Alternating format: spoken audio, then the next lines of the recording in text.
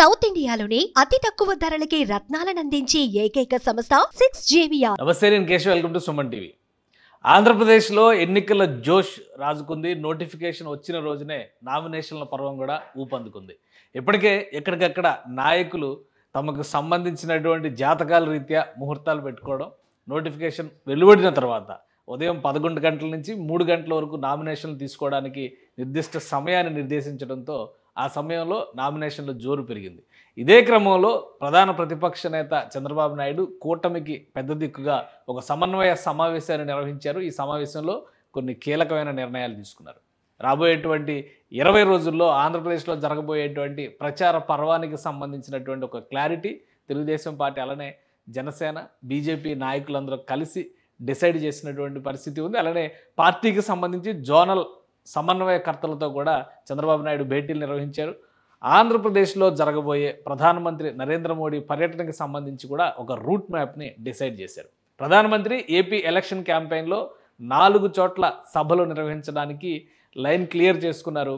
అయితే ఎక్కడెక్కడ సభలు నిర్వహించాలి అనేటువంటి అంశం పైన చర్చలు జరుగుతున్నాయి. సో 3 పార్టీలకు సంబంధించినటువంటి నేతలు, అలానే ప్రధానమంత్రి షెడ్యూల్, ఈ 2 అంశాలని బేరీజ్ వేసుకోవడం ద్వారా ఈ నిర్ణయం జరగబోతోంది. అయితే మొత్తం 4 సభలు నిర్వహించడానికైతే ఒక నిర్ణయం అయితే జరిగింది. 4 సభలు ఎక్కడెక్కడ ఉండొచ్చు, ప్రధానమంత్రి రావడానికి ఉన్నటువంటి అవకాశాలు ఏంటి, ఈ అంశాలను విశ్లేషించేటువంటి ప్రయత్నం చేద్దాం. మరోవైపు 21వ తేదీన తెలుగుదేశం పార్టీ పూర్తి స్థాయిలో నామినేషన్ల పర్వాన్ని ఊపందుకునే విధంగా, అలానే పార్టీకి సంబంధించినటువంటి కార్యకర్తలందరూ కూడా నామినేషన్లు వేసేందుకు కావాల్సినటువంటి ప్రధానమైన బీఫామ్ని ఇవ్వబోతోంది. దీనికి సంబంధించి కూడా పార్టీ అధినేత చంద్రబాబు నాయుడు ఒక డెసిషన్ తీసుకున్నట్టుగా తెలుస్తుంది.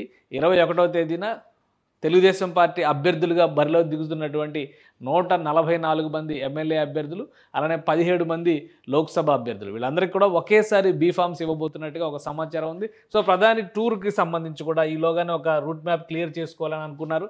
ముందుగా పొత్తు ఖరారైన వెంటనే చిలకలూరిపేటలో ఒక సభ జరిగింది. ఆ సభకు ప్రధానమంత్రి నరేంద్ర మోడీ అటెండ్ అయ్యారు. అదే ఒక రకంగా ఎన్డీఏ కూటమి పక్షాన ప్రారంభ సభగా 3 పార్టీల నాయకులు కూడా ప్రకటించుకున్నారు. సో ఇదే క్రమంలో ఇప్పుడు 4 మీటింగ్లు ప్రధానమంత్రితో నిర్వహించాలనేటువంటి నిర్ణయానికి తెలుగుదేశం, బీజేపీ, జనసేన నాయకులు వచ్చారు. ఇందులో భాగంగా మొదటి సమావేశాన్ని అనకాపల్లిలో నిర్వహించేటువంటి అవకాశం ఉంది. ఎందుకంటే బీజేపీ అభ్యర్థులు ఎక్కడెక్కడ బరిలో ఉన్నారో ఆయా ప్రదేశాల్లో ముందుగా సమావేశాలు నిర్వహించాలనేటువంటి ఒక డైరెక్షన్ ఉంది. ఈ నేపథ్యంలోనే ప్రధానమంత్రి మొదటి సభని అనకాపల్లి నియోజకవర్గంలో నిర్వహించాలని ఏర్పాట్లు చేయాలని నిర్ణయించారు.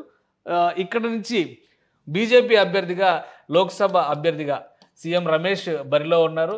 అలానే ఆయనని గెలిపించుకునేటువంటి క్రమంలో గతంలో ఆయన రాజ్యసభ సభ్యుడిగా కూడా పనిచేసినటువంటి నాయకుడు. సో ఒక కీలకమైనటువంటి నాయకుడు ఈ నియోజకవర్గాన్ని ప్రధానంగా ఎంచుకున్నారు. ఇక్కడ ఖచ్చితంగా మొదటి సభ నిర్వహించాలి. అలానే రెండో సభకు సంబంధించి కూడా ఒక క్లియర్ పిక్చర్ వచ్చింది. రాజమండ్రిలో బీజేపీ రాష్ట్ర అధ్యక్షురాలు పురంధేశ్వరి పోటీ చేస్తున్నారు. ఆమె బరిలో ఉన్నటువంటి నియోజకవర్గంలో రెండవ సభ నిర్వహించేందుకు కావాల్సినటువంటి ప్రణాళికల్ని కూటమి తరపున ఏర్పాటు చేసుకోబోతున్నారు. ప్రధానంగా 21వ తేదీన బీఫామ్స్ అన్ని ఇవ్వడం అనేది పూర్తి అయిపోయిన తర్వాత 24, 25 తేదీల్లో ఎక్కువ నామినేషన్స్ దాఖలయ్యేటువంటి అవకాశాలు ఉన్నాయనేటువంటి అభిప్రాయం ఉంది. ఇప్పటికే జనసేన పార్టీ ఆ పార్టీకి సంబంధించినటువంటి బీఫామ్స్ అన్నింటినీ కూడా అభ్యర్థులకి అందజేసింది. అదే క్రమంలో బీజేపీ కూడా అభ్యర్థులకు బీఫామ్స్ ఇచ్చేటువంటి ప్రక్రియను ప్రారంభించింది. ఇప్పటికే సీఎం రమేష్కి బీఫామ్ అందజేశారు, ఈరోజే అందజేశారు.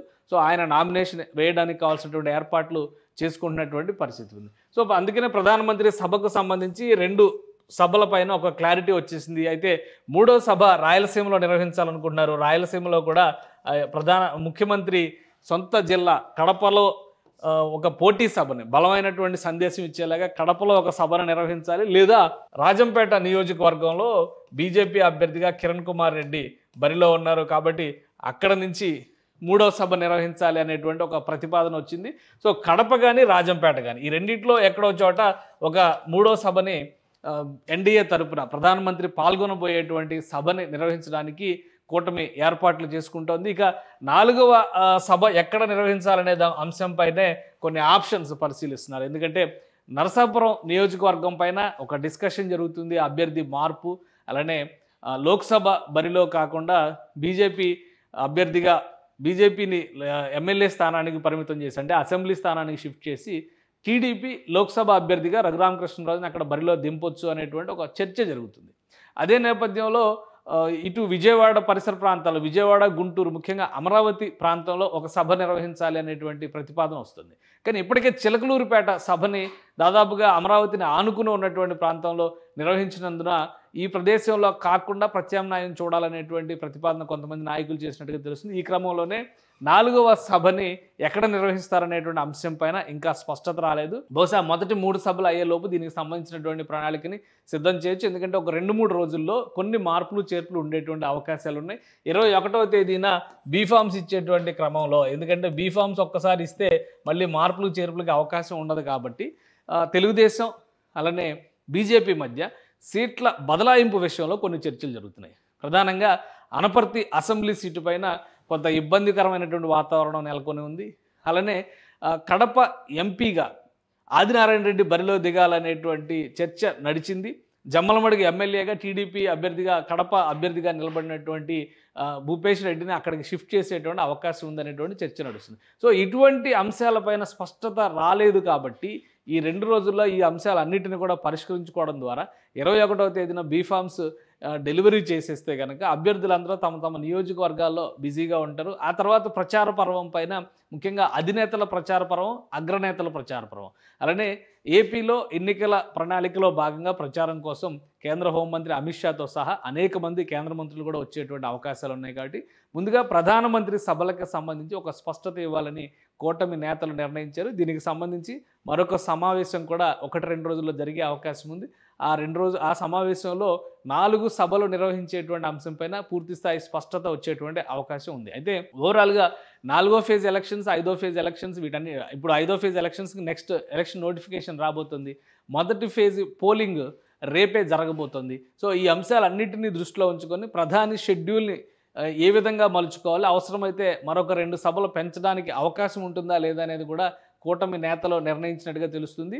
ఈ సభలు జరిగేలోపు అంటే ప్రధానమంత్రి ఆధ్వర్యంలో సభ నిర్వహణ జరిగేలోపు కూటమిలో కీలకమైనటువంటి నేతలైన చంద్రబాబు నాయుడు, పవన్ కళ్యాణ్ మరింత విస్తృత సమావేశాలు నిర్వహించాలి, మరింత విస్తృతంగా పర్యటనలు నిర్వహించాలనేటువంటి అంశం పైన చర్చలు జరిగినట్టుగా కూడా తెలుస్తుంది. ఎందుకంటే ఇప్పుడు దాదాపుగా రోజుకి 2 నియోజకవర్గాల్లో సమావేశాలు నిర్వహిస్తూ వెళ్తున్నారు.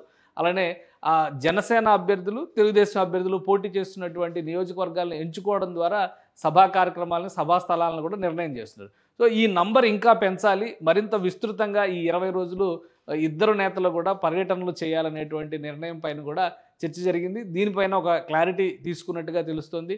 సో ముందుగా ఈ సభలకు సంబంధించి, జంట సభలకు సంబంధించి ఒక ప్రణాళికని రిలీజ్ చేస్తారు. అలానే ప్రధానమంత్రికి సంబంధించినటువంటి సభా నిర్వహణ పైన కూడా అతి త్వరలోనే ఒక క్లారిటీ అనౌన్స్ చేసేటువంటి అవకాశాలు ఉన్నాయి. మొత్తానికి 4వ సభని నరసాపురంలో నిర్వహిస్తారా లేదా విజయవాడ, గుంటూరు మధ్య నిర్వహించే అవకాశం ఉంటుందా అనేది కూడా ఇప్పుడు ఆసక్తికరంగా మారింది. ముఖ్యంగా ఉమ్మడి కృష్ణా జిల్లా పరిధిలో చూస్తే కైకలూరు, విజయవాడ పశ్చిమ నియోజకవర్గంలో బీజేపీ అభ్యర్థులు బరిలో నిలిచారు. కాబట్టి ఉమ్మడి కృష్ణా జిల్లా లేదా నరసాపురం పరిధిలో ఒక సభ నిర్వహించాలి అనేటువంటి చర్చ బీజేపీ నాయకులు ప్రత్యేకంగా ప్రతిపాదిస్తున్నట్టుగా తెలుస్తుంది. సో కూటమికి మేలు చేసే విధంగా తిరుపతిలో సభ నిర్వహిస్తారా మరొక సభని, ఎందుకంటే 2 సభలు ఆల్రెడీ రాజమండ్రి, అనకాపల్లిలో జరుగుతున్నటువంటి నేపథ్యంలో మరొక సభని రాజంపేట లేదా కడపలో కానీ, మరొక సభని తిరుపతిలో కానీ నిర్వహిస్తారా అనేటువంటి అంశం పైన కూడా చర్చ జరుగుతుంది. గతంలో కూడా ప్రధానమంత్రి తిరుపతిలో ఎన్నికల ప్రచార సభల్లో పాల్గొన్నారు. ప్రత్యేక హోదా అంశం పైన కానీ, రాజధాని అంశం పైన కానీ పదే తిరుపతి సభ గురించే విపక్షాలు